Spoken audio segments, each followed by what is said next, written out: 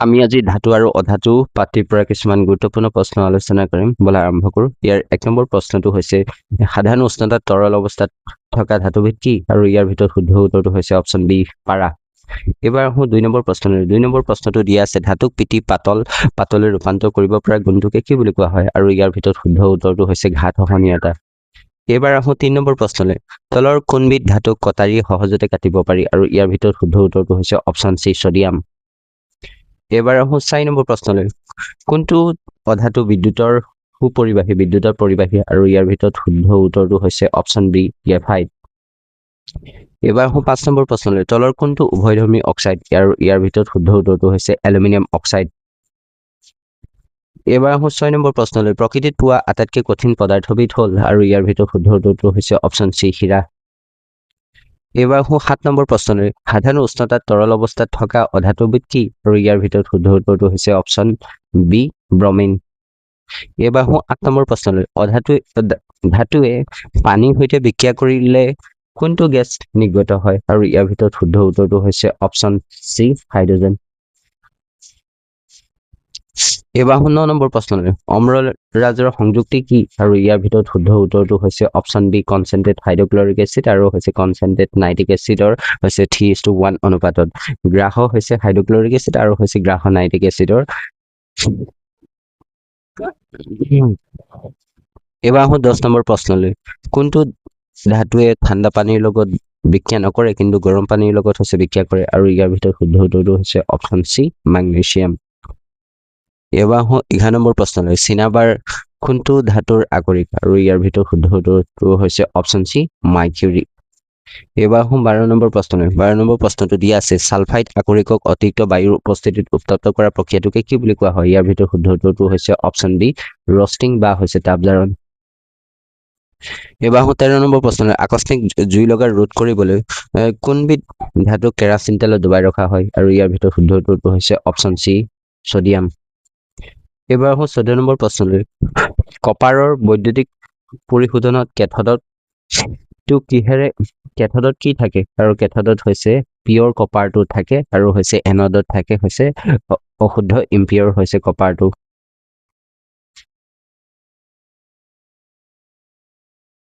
এবাৰ আহোঁ 15 নম্বৰ প্ৰশ্নলৈ তলৰ কোনটো জোৰে অপসাৰণ বিক্ৰিয়া দেখুৱায় আৰু ইয়াৰ ভিতৰত শুদ্ধ উত্তৰটো হৈছে অপচন ডি হৈছে চিলভাৰ নাইট্ৰেট আৰু হৈছে কপাৰ ধাতু এবাৰ আহোঁ 16 নম্বৰ প্ৰশ্নলৈ 16 নম্বৰ প্ৰশ্নটো দিয়া আছে খাদ্যবস্তু ৰখা টেমাৰ ওপৰত জিংকৰ প্ৰলেপ নিদি টিনৰ প্ৰলেপ দিয়া হয় কাৰণ আৰু ইয়াৰ ভিতৰত শুদ্ধ উত্তৰটো হৈছে টিনতকৈ হৈছে জিংক হৈছে বেছি সক্ৰিয় আৰু এবাৰ আহোঁ 17 নম্বৰ প্ৰশ্নলৈ 17 নম্বৰ প্ৰশ্নটো দিয়া আছে কপাৰৰ ওপৰত পৰা সেউজীয়া প্ৰলেপটো কিহৰ বাবে হয় ক্ষাৰকীয় হৈছে কপাৰ কাৰ্বনেটৰ বাবে হয় এবাৰ আহোঁ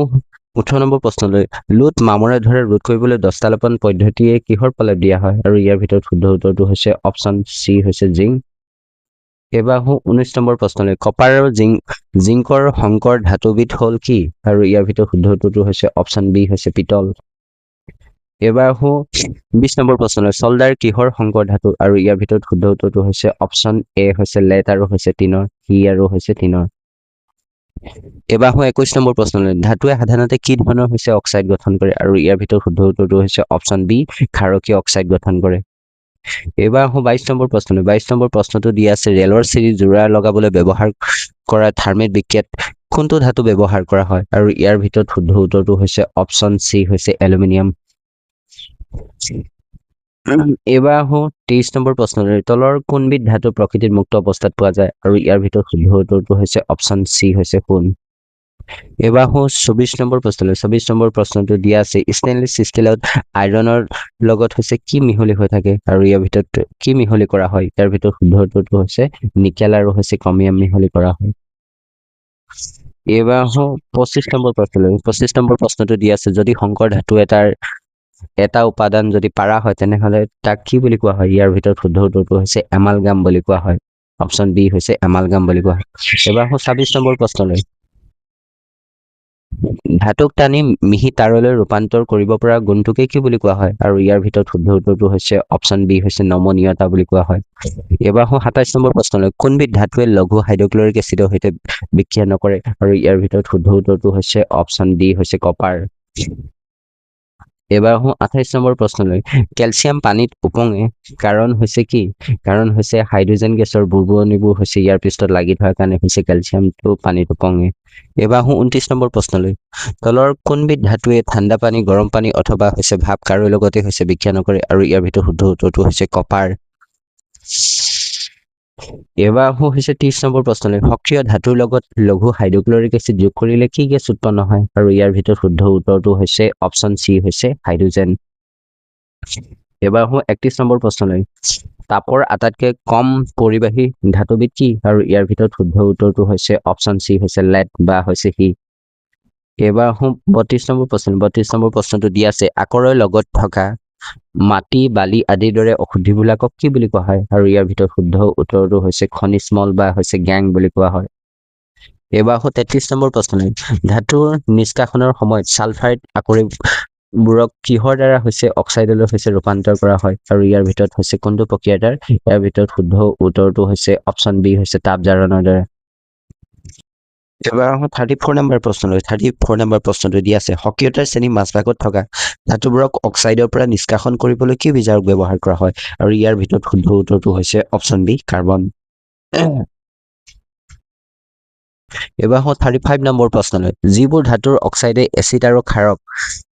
উভয়ৰ লগতে হৈছে বিক্ৰিয়া কৰি লৱণ আৰু পানী উৎপন্ন কৰে সেইবোৰক কি বুলি কোৱা হয় সেইবোৰক হৈছে উভয়ধৰ্মী অক্সাইড বুলি কোৱা হয় এবাৰ 36 নম্বৰ প্ৰশ্নলৈ মৌল এটাই অক্সিজেনৰ লগত বিক্ৰিয়া কৰি উচ্চ গলনাঙ্কৰ যৌগ এটা উৎপন্ন কৰে যিটো হৈছে পানীত দ্ৰৱণীয় হয় আৰু হৈছে মৌলটো কি আৰু ইয়াৰ ভিতৰত শুদ্ধ উত্তৰটো হৈছে অপশ্যন এ হৈছে কেলছিয়াম এবাৰ 37 নম্বৰ প্ৰশ্নলৈ সাধাৰণতে ধাতুৰ অক্সাইডবোৰ ক্ষাৰকীয় আৰু হৈছে ইয়াৰ ব্যতিক্ৰম কোনটো ইয়াৰ ব্যতিক্ৰম হৈছে এলুমিনিয়াম অক্সাইড কাৰণ হৈছে এলুমিনিয়াম অক্সাইডে হৈছে ক্ষাৰকীয় ধৰ্মও দেখুৱায় আৰু হৈছে আম্লিক ধৰ্মও হৈছে দেখুৱায় উভয়ধৰ্মী অক্সাইড হয় এবাৰ 38 নম্বৰ প্ৰশ্নলৈ 38 নম্বৰ প্ৰশ্নটো দিয়া আছে বিশুদ্ধ হৈছে আইৰণ বৰ কোমল ইয়াৰ লগত কিহৰ সামান্য পৰিমাণ মিহলি কৰিলে ই কঠিন আৰু হৈছে মজবুত হয় আৰু ইয়াৰ ভিতৰত শুদ্ধ উত্তৰটো হৈছে অপশ্যন চি হৈছে কাৰ্বন এবাৰ 39 নম্বৰ প্ৰশ্নলৈ কপাৰৰ বৈদ্যুতিক পৰিশোধনত ব্যৱহাৰ হোৱা বিদ্যুৎ বিশ্লেষ্যটো কি হয় আৰু ইয়াৰ ভিতৰত শুদ্ধ উত্তৰটো হৈছে আম্লিক হৈছে কপাৰ ছালফেট এবাৰ 40 নম্বৰ প্ৰশ্নলৈ সক্ৰিয়তাৰ শ্ৰেণী একেবাৰে ওপৰৰ ফালে থকা ধাতুবোৰক কিহৰ দ্বাৰা নিষ্কাশন কৰা ইয়াৰ ভিতৰত শুদ্ধ উত্তৰটো হৈছে অপশ্যন চি বিদ্যুৎ বিজাৰণ পদ্ধতিয়ে